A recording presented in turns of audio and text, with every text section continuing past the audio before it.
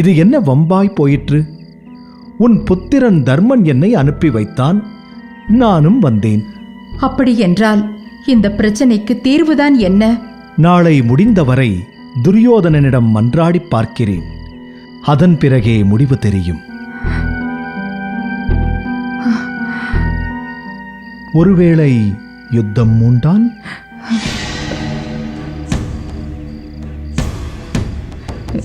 யுத்தமா? அதற்கு முன்பு யோசிக்க வேண்டிய விஷயங்கள் அநேகம் உள்ளன விதுரரே. யுத்தம் மூண்டால் தாங்கள் யார் பக்கம்? கௌரவர்கள் பக்கமா, இல்லை பாண்டவர்கள் பக்கமா? சந்தேகத்திற்கே இடமில்லாமல் நான் கௌரவர்கள் பக்கம்தான்.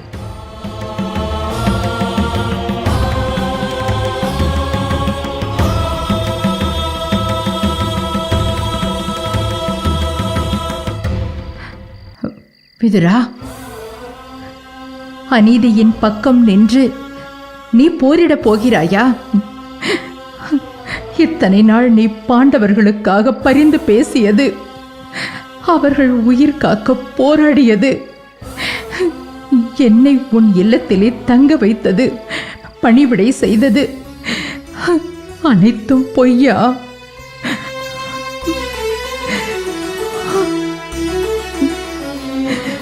இல்லை அண்ணி, என் அன்பு என்றும் பாண்டவர்களிடத்திலே குவிந்திருக்கும்.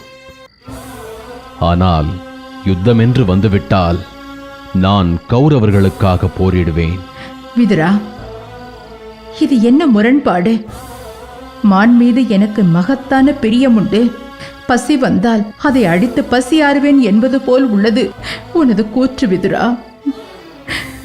முரண்பாடுகள் நிறைந்தது சத்திரிய தர்மம். உண்மையான சத்திரியனுக்கு பந்த பாசங்கள் இல்லை. பசி என்று வந்தால் மானை இரையெடுப்பதைத் தவிர வேறு வழி இல்லை. அப்படி என்றால் பாண்டவர்கள் மீது நீ கொண்ட பாசம் எல்லாம் வெளி வேடம்தானா? சிற்றப்பனாக இப்போதும் பாண்டவர்களிடத்தில் நான் பேரன்பு கொண்டிருக்கிறேன். ஆனால் அத்தினாபுரத்தின் மகா மந்திரியாக நான் கௌரவர்களுக்காகத்தான் போரிடுவேன். விதுரா, உன்னிடம் இப்படி ஒரு பதிலை நான் எதிர்பார்க்கவில்லை. உனக்கு என் புத்திரர்களை விட இந்த மந்திரி பதவிதான் பெரிதாக போய்விட்டதல்லவா? இல்லை அண்ணி, பாண்டவர்களுக்கு உதவ முடியாமல் என் கரங்களை கட்டி போட்டது உங்கள் கணவர்தான்.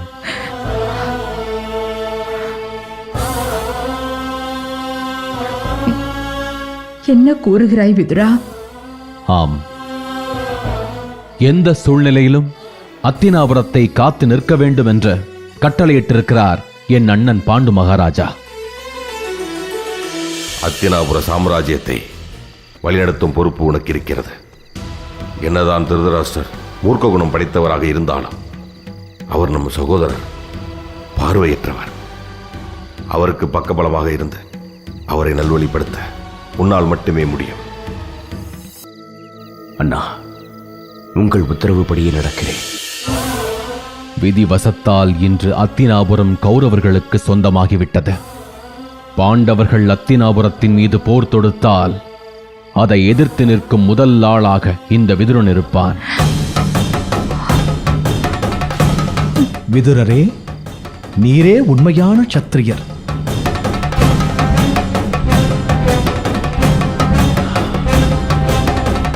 விதுரரே, உம்மிடம் உள்ள விஷ்ணு தனுசு அது இந்த உலகையே அழிக்கும் ஆற்றல் பெற்றது. அத்தை, அது ஒன்று போதும். உன் புத்திரர்கள் யுத்த களத்தில் காணாமல் போவார்கள்.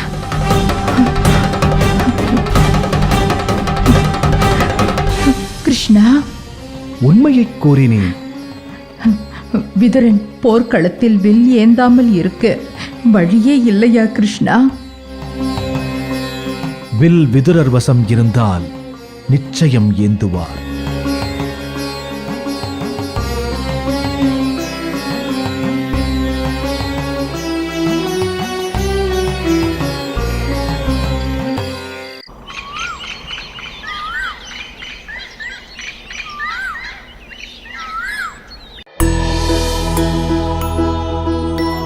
கிருஷ்ணா, உன் வருகையின் நோக்கத்தை இந்த அவையில் தெரிவிக்கலாம். அத்தினாபுர சாம்ராஜ்யத்தின் சக்கரவர்த்திக்கு பாண்டவர்களின் தூதுவனான கிருஷ்ணன் பணிகிறேன். நான் வந்த நோக்கத்தை தாங்கள் அறிவீர்கள் என்று நினைக்கிறேன். நீ வந்த நோக்கம் 1000 இருக்கும். அதை எப்படி நாங்கள் அறிவோம்? வாய் திறந்து கூறினால்தானே தெரியும். பாண்டவர்களின் பொருட்டு நான் சமாதான தூதுவனாக வந்திருக்கிறேன். சமாதானமா? இங்கு என்ன சண்டையா நடக்கிறது?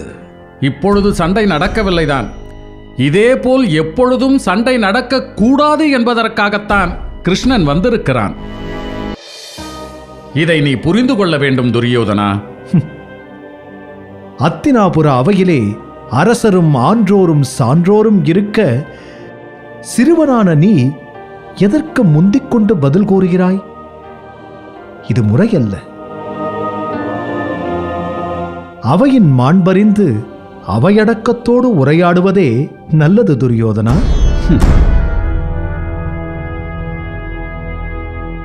தூதுவனாக வந்திருப்பது சிறுவனுக்கும் சிறுவன் என்பதால்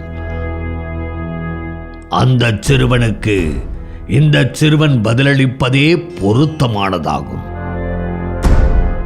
மேலும் பாண்டவர்களின் ராஜ்யத்தை சூதில் வென்றது இந்த சிறுவன்தான். இதை மறுக்கும் உரிமையும் இந்த சிறுவனுக்கு உண்டு.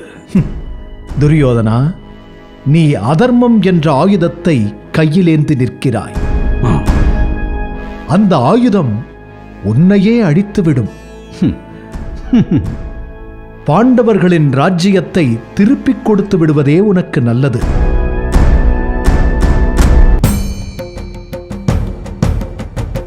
கிருஷ்ணா, உனது அறிவுரைக்கு மிக்க நன்றி. ஆனால் உனது அறிவுரை எங்களுக்கு தேவையில்லை என்பதை நீ புரிந்து கொள்ளாமல் கூறுகின்றாயே என்பதுதான் வருத்தமாக இருக்கிறது. துரியோதனா, பேராசையின் மறு உருவாக நிற்கிறாய் நீ. ஆனால் பொறுமையின் திருவுருவம் தர்மன். யுத்தம் மூளக்கூடாது என்ற காரணத்திற்காக அவன் தன் ராஜ்யத்தையும் உனக்காக விட்டுக் கொடுக்க தயாராக இருக்கிறான். பாண்டவர்கள் சண்டையை விரும்பவில்லை. எங்கள் ராஜ்யத்தை எங்களுக்கே விட்டுக் கொடுப்பதா? நல்ல நகைச்சுவையாக உள்ளது.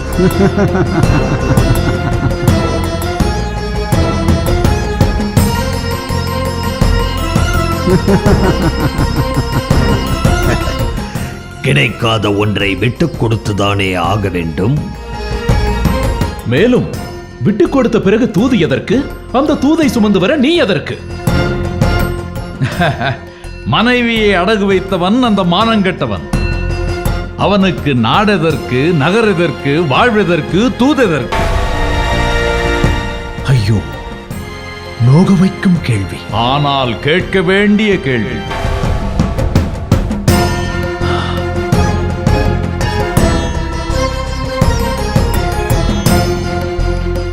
நடந்ததை மறந்து விடுவது நம் அனைவருக்கும் நல்லது.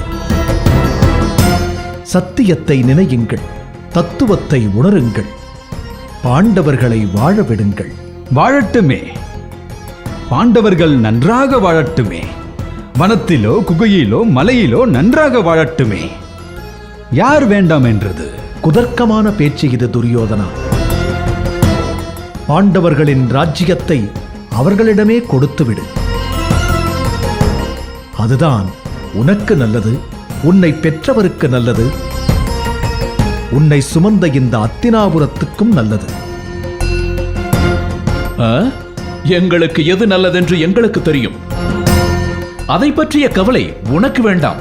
இப்படி நீ மூர்க்கத்தனமாக பேசுவது உனக்கு முறையல்ல. பாண்டவர்கள் உன்னைப் போல் ராஜகுமாரர்கள். இந்த ராஜ்யத்தை ஆளும் உரிமை அவர்களுக்கும் உள்ளது. உள்ளது என்று கூறாதே, இருந்தது என்று கூறு. அதுதான் சரி. அது கடந்த காலம். அதை மறந்து விடுவதுதான் பாண்டவர்களுக்கு நல்லது கிருஷ்ணா. தோற்றதை கேட்பது சத்திரியனுக்கு அழகல்ல.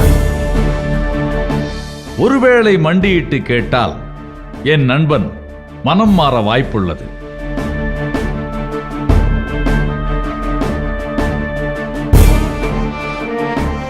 அதை விடுத்து தூது என்ற பெயரில் எச்சரிக்கை விடுவது நல்லதல்ல. சரியாக சொன்னாய் நண்பா. கிருஷ்ணா, வேறு ஏதாவது இருந்தால் சொல். பாண்டவர்கள் என் சொல்லுக்கு கட்டுப்படுவார்கள் என்ற நம்பிக்கையில் நான் உன்னிடம் கோருகிறேன். பாண்டவர்கள் 5 வாழ 5 கிராமங்களையாவது கொடு. வேறு ஏதாவது இருந்தால் கேள் கிருஷ்ணா. துரியோதனா, பாண்டவர்களின் தந்தை பாண்டு ஆண்ட பூமி இது. இந்த நிலத்திலே பாண்டவர்கள் வாழ்வதற்கு 5 கிராமங்களையாவது கொடு என்று கிருஷ்ணன் கேட்கிறான். அதை கூட தர மறுக்கிறாயே, நீ மனிதன்தானா? இந்த துரியோதனன் மனிதன் இல்லை என்றால் வேறு யார்? உங்கள் பேரன் யார் என்பதை நீங்களாவது கூறுங்களேன் தாத்தா.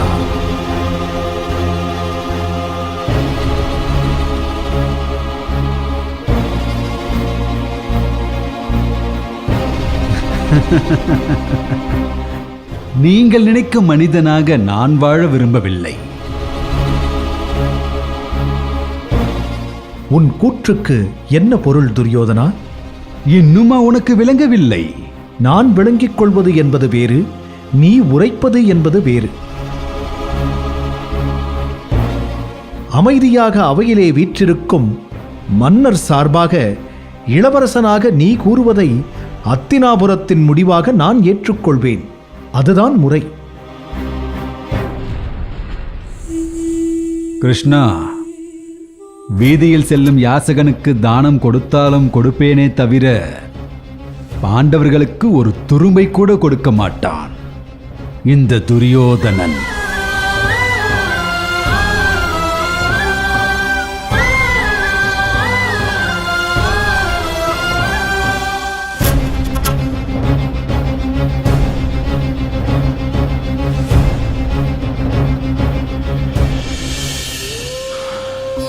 அத்தினாபுரத்தின் அரசே, ஆன்றோரே, சான்றோரே,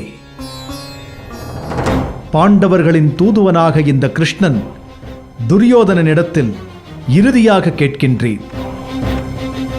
துரியோதனா, பாண்டவர்கள் 5 வாழ 5 வீடுகளையாவது கொடு.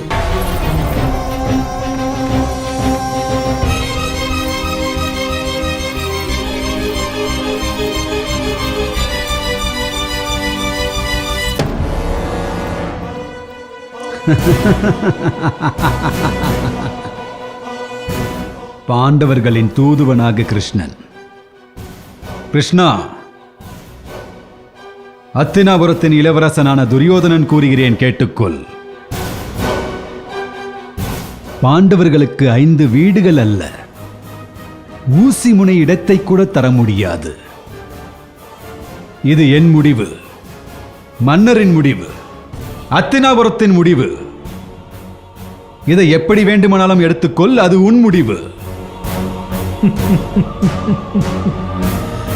துரியோதனா, உன் பேச்சு எனக்கு வியப்பளிக்கவில்லை. சரி, நடப்பது நடக்கட்டும். இங்கு இந்த அவையினில் துரியோதனன் மீதும் அரசர் மீதும் அத்தினாபுரத்தின் மீதும் பற்றும் பாசமும் உள்ளவர்கள் இருந்தால் நல்லது எது என்பதை எடுத்துரைக்கலாம்.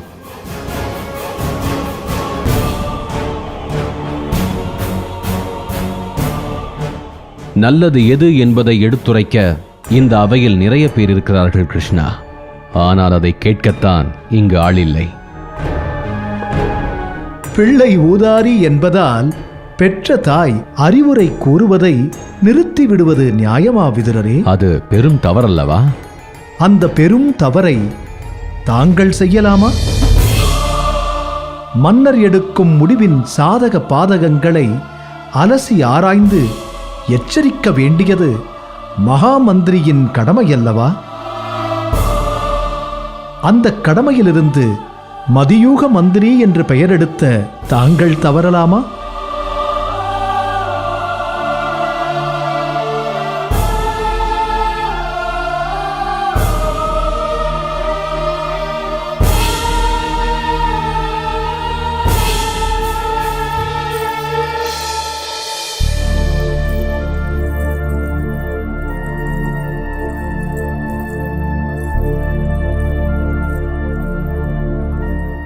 துரியோதனா, உன்னுடைய முடிவு அநீதி.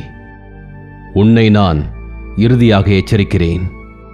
பாண்டவர்கள் ராஜ்யத்தை கொடுத்துவிட, இல்லையேல் பங்காளியின் ராஜ்யத்தை அபகரித்த பாவம் உன்னை 7 ஜென்மமும் பின்தொடரும். பாண்டவர்களின் சபதமும் பத்தினி பெண் பாஞ்சாலியின் சபதமும் நிறைவேற நீ வழி தேடிவிடாதே. அது உன்னை படுகுழியில் தள்ளிவிடும். பிறகு குருவம்சத்தின் அழிவிற்கு நீயே காரணமாவாய். விதுரரே, நீர் பேசாதீர். இந்த அவையில் பேசும் அருகதை உமக்கு இல்லை. துரியோதனா, என்ன? எனது சத்துருவின் தூதுவனான இந்த கிருஷ்ணனை அழைத்துச் சென்று உமது இல்லத்தில் விருந்து படைத்தீரே. நீர் இட்ட உணவு எனது தந்தை உமக்கு இட்ட பிச்சை அல்ல. எனக்கு யாரும் பிச்சையிடவில்லை.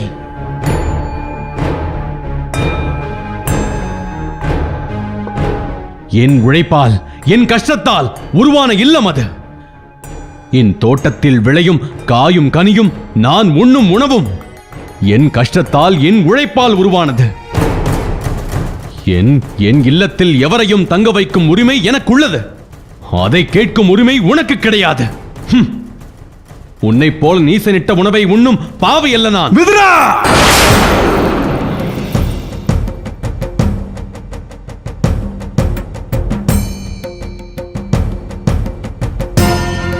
இது நாள் வரை பொறுத்து வந்தேன். ஆனால் சந்தர்ப்பம் கிடைக்கும் போதெல்லாம் விஷத்தை என் மீது கக்கிக் கொண்டிருக்கிறாய். நான் என் பொறுமையை இழந்தால் உனது நிலை என்ன என்பதை புரியாமல் பிதற்றுகிறாய். துரியோதனா, யாரிடம் பேசுகிறோம் என்ற சுயநினைவோடுதான் பேசுகிறாயா?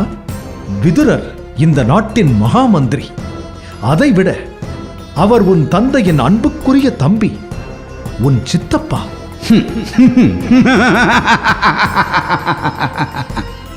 அரசரையும் அரச குமாரனையும் இகழ்ந்து பேசுவதையே வழக்கமாக கொண்டிருக்கும் இவரா என்னுடைய சித்தப்பா? இல்லை. இவரா என் தந்தையின் தம்பி? இல்லை. அத்தினாபுரத்தின் ரத்தினமான இந்த துரியோதனுக்கு என்றுமே எதிரான நிலையை கொண்டு வரும் இவரா என்னுடைய சித்தப்பா? இல்லை. இவர் தாசையின் மகன், வேசிக்கு பிறந்தவன். ஐயோ ஐயோ ஐயோ ஐயோ ஐயோ ஐயோ! என்னை ஈன்றவளே, தாயே, எங்கிருக்கிறாய்? எங்கிருக்கிறாய்? ஐயோ! ஈட்டியால் என் நெஞ்சை துளைத்திருந்தாலும் அதை பற்றி நான் கவலை கொள்ளேன். என் தாயை பழித்து விட்டான் இந்த நீசன். அடே துரியோதனா, உன்னை என்ன செய்கிறேன் பார். என்ன செய்வாய்? தாசிக்கு பிறந்தவனான உன்னால் இந்த மாவீரனை என்னடா செய்ய முடியும்? துரியோதனா,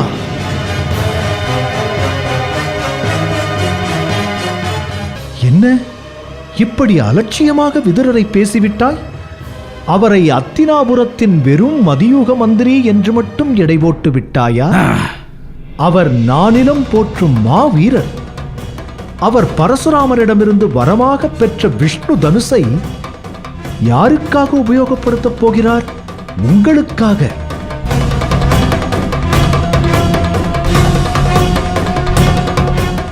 அர்ஜுனனின் காண்டீபத்தை விட 100 மடங்கு வலிமையானது அது. அதிலிருந்து புறப்படும் அம்புகள் பல்லாயிரக்கணக்கில் பெருகி உன் எதிரிகளை அழிக்க வல்லது. உங்களுக்காக அந்த விஷ்ணு தனுசை உபயோகப்படுத்த இருக்கும் இந்த விதுரரையா இப்படி பேசிவிட்டாய்?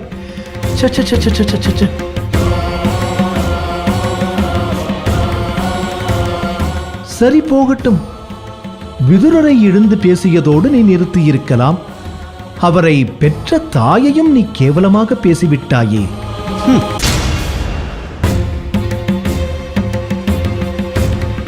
சுயமரியாதை உள்ளவன் தன்னை பற்றி தரக்குறைவாக பேசினாலே பேசியவன் நாவை வெட்டி விடுவான்.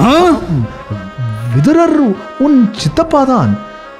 இருந்தும் தாயை பற்றி பேசினால் சும்மா விடுவாரா விதுரர்? கிருஷ்ணா, சரியான நேரத்தில் நினைவூட்டி விட்டாய். சரியான நேரத்தில் நினைவூட்டி விட்டாய்.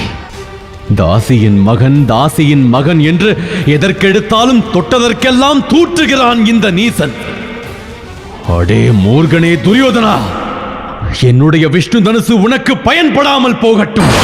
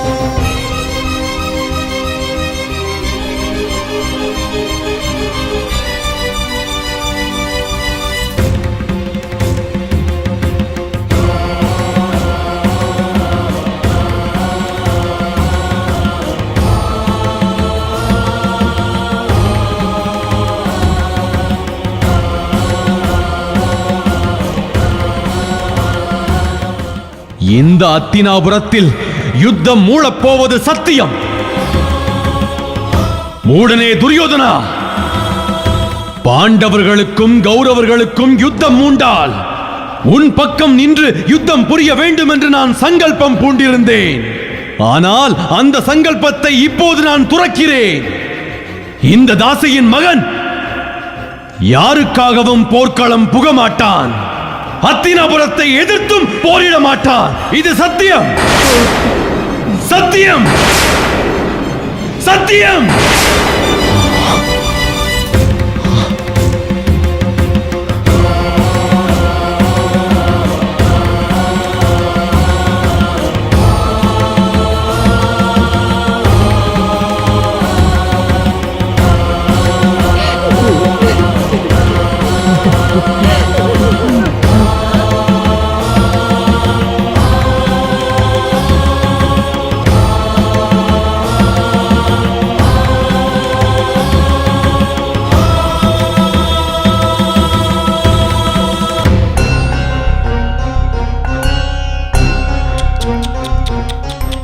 போர் மூளும் இவ்வேளையில் இப்போது பார்த்தா உனக்கு இத்தனை பெரும் சேதம் விளைய வேண்டும்? ஐயோ, பாவம் நீ துரியோதனா.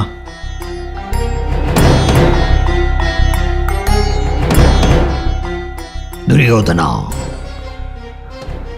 கிருஷ்ணனிடம் எச்சரிக்கையாக இருக்க வேண்டும் என்று ஏற்கனவே உனக்கு பலமுறை கூறியுள்ளேன்.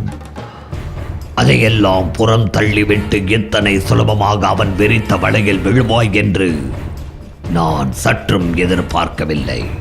மாமா, நமக்கு இப்பெரும் இழப்பை திட்டமிட்டு ஏற்படுத்திய கிருஷ்ணனை உடனடியாக அவமானப்படுத்த வேண்டும்.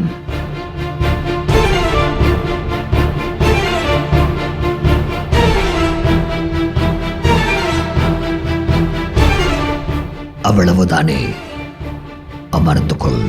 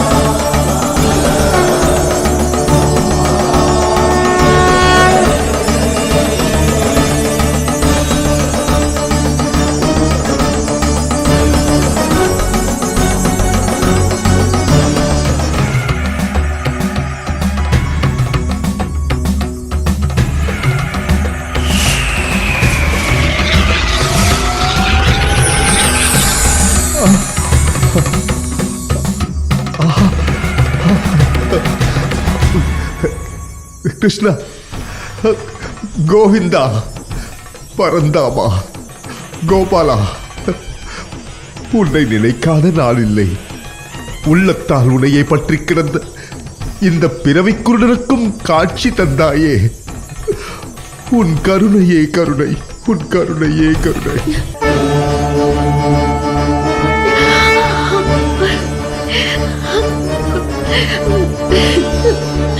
கிருஷ்ணா. திருதராஷ்டிரா, வேண்டிய வரத்தை கேள். கிருஷ்ணா, ஒரு கணம் ஒளி இழந்த என் கண்களுக்கு ஒளி கொடுத்து உன்னை தரிசிக்கும் பாக்கியத்தை கொடுத்தாயே. இதைவிட வேறு என்ன வரம் வேண்டும்? இப்போது நீ பெற்ற இந்த பார்வை இனிமேல் உனக்கு நீடித்து நிலைத்து ஓங்கும். வேண்டாம் கிருஷ்ணா, வேண்டாம். உன்னை பார்த்த இந்த கண்களால் நான் வேறு எதையும் பார்க்க விரும்பவில்லை. கிருஷ்ணா, நீ தந்த வரத்தை நிராகரிப்பதாக நினைக்க கூடாது.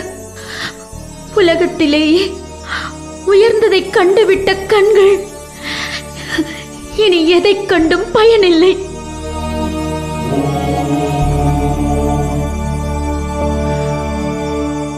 அப்படியே ஆகட்டும்.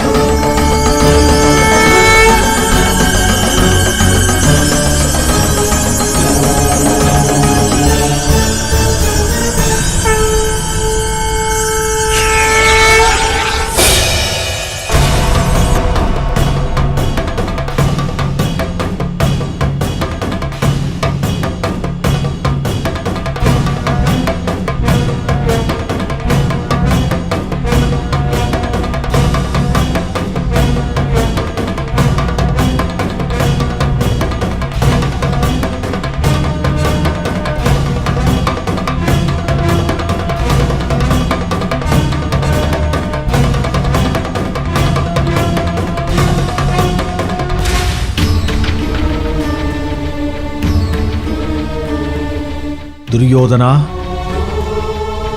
இறுதியிலும் இறுதியாக உன்னை எச்சரிக்கிறேன். உன் அழிவை நீயே தேடிக்கொள்கிறாய். பாண்டவர்களின் ராஜ்ஜியத்தை நீ தர மறுத்தால் யுத்தம் வெடிக்கும். அப்போது இந்த உலகே உனக்கு ஆதரவாக திரண்டு வந்தாலும் உன்னை காப்பாற்ற யாராலும் முடியாது.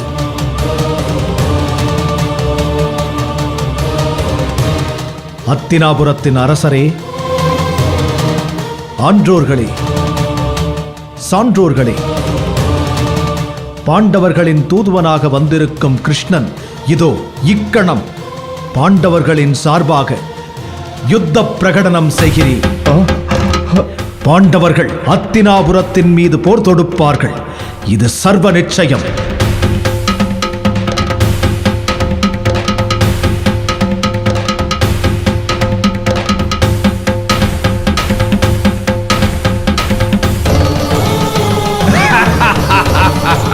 யுத்தத்தை இரு கரம் நீட்டி வரவேற்கிறேன். சரியாக சொன்னாய் நண்பா.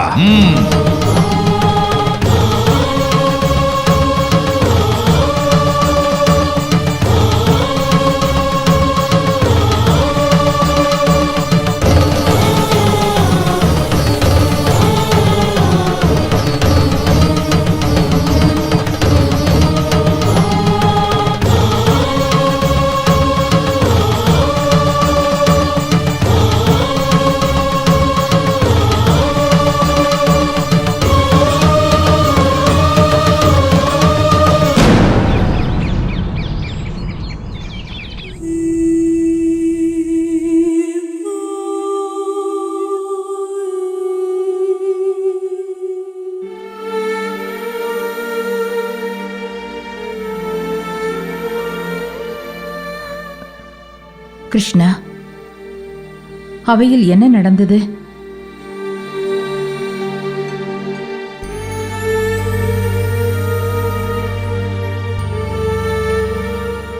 அவர் ஏன் இத்தனை துன்பத்தோடு தனித்து நிற்கிறார்? கிருஷ்ணா, அவையில் அப்படி என்னதான் நடந்தது?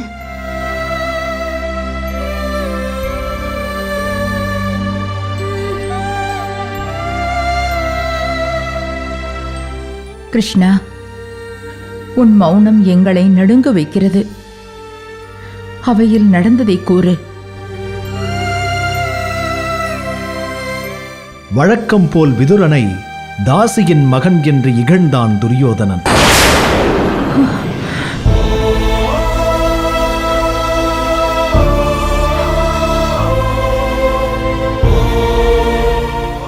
இன்னும் எத்தனை காலம்தான் என் சுவாமி இந்த பழி சொல்லை தாங்குவது? கவலை கொள்ளாதே அத்தை. இன்று அதற்கு ஒரு முடிவு கட்டிவிட்டேன். என்ன கூறுகிறாய் கிருஷ்ணா? சரியான நேரத்தில் விதுரருக்கு நினைவூட்டினேன்.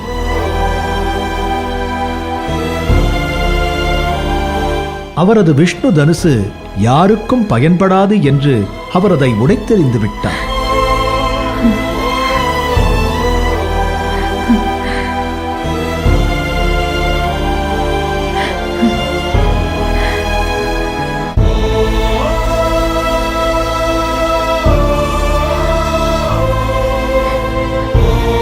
கிருஷ்ணா, விதுரனிடமிருந்து என் புத்திரர்களை எப்படி காப்பாற்றுவது என்று துடித்துக் கொண்டிருந்தேன். நீ காப்பாற்றி விட்டாய்.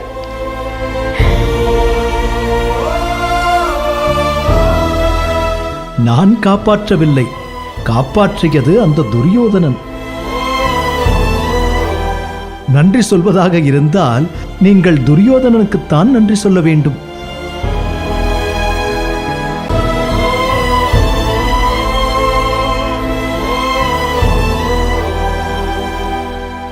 கிருஷ்ணா, அதர்மத்தின் பக்கம் நின்று என் கணவர் போர் புரிவதை நான் விரும்பவில்லை. அவர் பாண்டவர்களுக்கு எதிராக விஷ்ணு தனுசை ஏந்தினால் அவர் கடைபிடித்து வரும் தர்மத்தின் நிலை என்னாகுமோ என்று கலங்கி போயிருந்தேன். அதை தடுத்து விட்டீர். கிருஷ்ணா, இப்போதுதான் என் மனம் நிம்மதி அடைந்தது.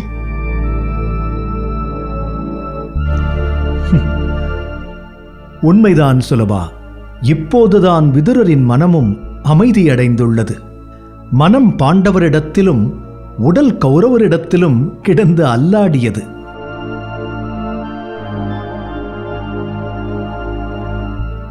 அதற்கு இன்றுதான் விடுதலை கிடைத்தது. நான் சொன்னது சரிதானே விதுரரே?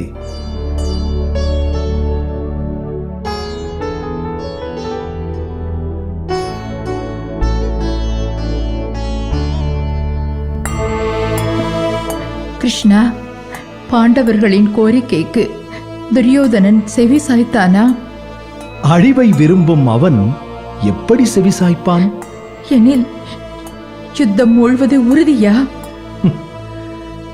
சர்வ நிச்சயமாக என்கிறான் துரியோதனன். அப்படி யுத்தம் மூண்டால் யார் வெல்வார்கள்? இது என்ன கேள்வி? பலசாலிகள் தான் வெல்வார்கள்.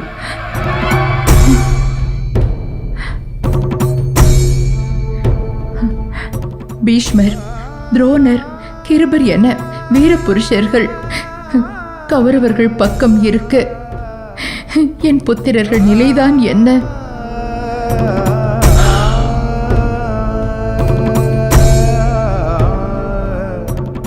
பல நேரங்களில் உடல் வலிமையை விட மன வலிமையே வெற்றி பெறுகிறது. பொறுத்திருந்து பார்ப்போம்.